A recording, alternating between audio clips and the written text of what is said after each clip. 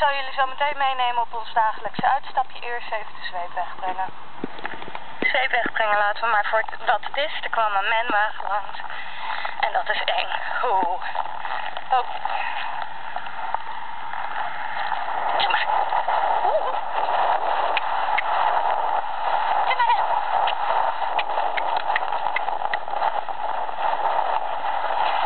Doe maar. En oeh.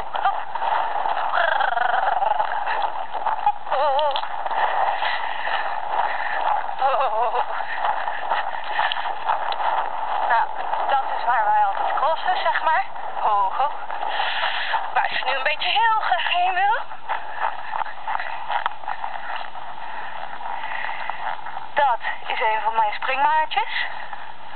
Die hebben nu crossslags. Komt er nog een aan. En, oh. Oké, die heeft besloten dat we naar huis gaan. Dus, jullie mogen meekijken, maar let op, ze is niet te liefste. Nu gaat ze niet meer de remma zijn. Oh. Oh, oh. Hey. Daar zie je het weiland. Hij houdt er deze niet bij, hoor. Oh. Oh. Oh. En dat is het huis van Femia. Oh. Oh.